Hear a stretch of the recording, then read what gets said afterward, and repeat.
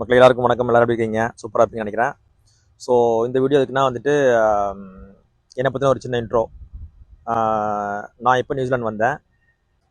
நான் வந்து ஆக்சுவலாக வந்துட்டு லெதர் டெக்னாலஜி கோர்ஸ் இந்தியாவில் முடிச்சுட்டு இந்தியாவில் வந்து ஒரு 5 இயர்ஸ் ஒர்க் பண்ணேன். அதுக்கப்புறம் வந்துட்டு சைனா கிளம்பி போயிட்டேன். சைனாவில் போய் ஒரு 10 இயர்ஸ் ஒர்க் பண்ணேன். அங்கே வந்துட்டு ஒரு யூஎஸ் பேஸ்ட் கம்பெனிக்காக ஒர்க் பண்ணிட்டு இருந்தேன். அதுக்கப்புறம் ஸோ லைஃப் வந்து ஓரளவுக்கு ஓகே தான் நான் அப்படின்ட்டு டிசைட் பண்ணிவிட்டு சரி பிஸ்னஸ் பண்ணலான்ற மாதிரியான ஒரு தாட்லாம் இருந்துச்சு. ஸோ பிஸ்னஸ் பண்ணலான்னு பார்த்தோன்னா உங்களுக்கு தெரியும் இல்லையா, பிஸ்னஸ் பண்ணலான்னா நம்ம மட்டும் இப்படி இருக்கிறது இல்லை, வீட்டில் வந்து அவங்களும் அதை அக்ரி பண்ணணும். அப்படி பேசும்போது பார்த்தீங்கன்னா வந்து வீட்டில் அவங்களுக்கு வந்துட்டு அதில் பெருசாக இன்ட்ரெஸ்ட் இல்லை, பிஸ்னஸ் பண்ணுறதில்ல. இன்வெஸ்ட் பண்ணணும் ப்ளஸ் அதில் வந்து ரிஸ்க் இருக்குது அப்படின்ற மாதிரிலாம் யோசிச்சுட்டு இல்லை பிஸ்னஸ்லாம் வேணான்ற மாதிரி அப்படியே யோசிச்சுட்டு வந்து என்ன பண்ணலான்னு சொல்லிட்டு யோசிச்சு பார்த்தீங்கன்னா கிட்டத்தட்ட ஒரு 2 வருஷம் டைம் போயிடுச்சு. ஸோ எனக்கு வந்து யோசிச்சு டைம் வேஸ்ட் பண்ணுறதுல வந்து எனக்கு பெருசாக இன்ட்ரெஸ்ட் இல்லை. சரி ஒரு டெசிஷன் எடுத்தாங்க கண்டிப்பாக ஒரு சேஞ்ச் வேணும்னா வந்து நம்ம ரிஸ்க் எடுத்தால் தான் வந்து நெக்ஸ்ட் லெவல் போக முடியுன்ற மாதிரி ஒரு முடிவு பண்ணிவிட்டு சரி அடுத்து என்ன பண்ணலான்னு பார்க்கும்போது வந்துட்டு சரி அப்ராட் மூவ் ஆகலாம் அப்படின்னு முடிவு பண்ணியாச்சு.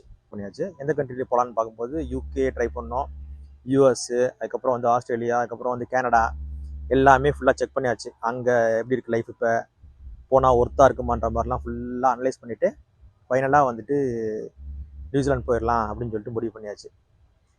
ஸோ ஏன்னா நியூசிலாந்து வந்துட்டு சேஃப் கண்ட்ரி, அங்கே போனோன்னா ஓரளவுக்கு வந்து சேஃபாக இருக்குது. ஏன்னா ஃபேமிலியோட போகிறதுனால வந்துட்டு சேஃப்டி வந்து ரொம்ப இம்பார்ட்டன்ட்டு.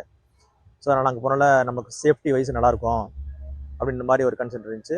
அதனால் ஓகேன்னு சொல்லிட்டு டிசைட் பண்ணிவிட்டு சரி என்ன விசாவில் போகலான்னு பார்த்தோன்னா ஸ்டூடெண்ட் விசா, அதுதான் வந்து சேஃப் விசா.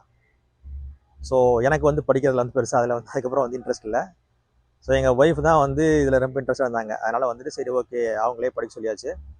ஸோ அவங்க வந்து மாஸ்டர்ஸ் ப்ரோக்ராம் இங்கே அப்ளை பண்ணிவிட்டு 1 இயர் ப்ரோக்ராம் அது லாஸ்ட்டு ஜூலையில் தான் அவங்க இங்கே வந்தாங்க. நான் வந்து ஆகஸ்ட்டில் வந்தோம். வந்துட்டு ஆல்மோஸ்ட் கிட்டத்தட்ட பார்த்தீங்கன்னா வந்து 8 மாதம் இப்போ போயிடுச்சு. இப்போ அவங்க இன்னும் படிச்சுட்டு இருக்காங்க. இங்கே படிச்சுட்டு பார்ட் டைம் ஜாப் அவங்களுக்கு கிடச்சிருச்சு. அங்கே போயிட்டு ஒர்க் பண்ணிட்டு இருக்காங்க பார்ட் டைம் ஜாபில்.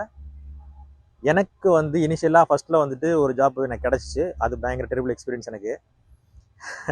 அதுக்கப்புறம் அங்கேருந்து ரிலீவ் ஆகிட்டு இப்போ வந்து ஒரு 3 மந்த்ஸாக வந்து வேற ஒரு ஆர்கனைசேஷன் ஒர்க் பண்ணிட்டுருக்கேன். இது வந்து ஹெல்த் கேர் இண்டஸ்ட்ரி. இது வந்து மோரலஸ் ஜாப் ஓரளவுக்கு ஓகே தான்.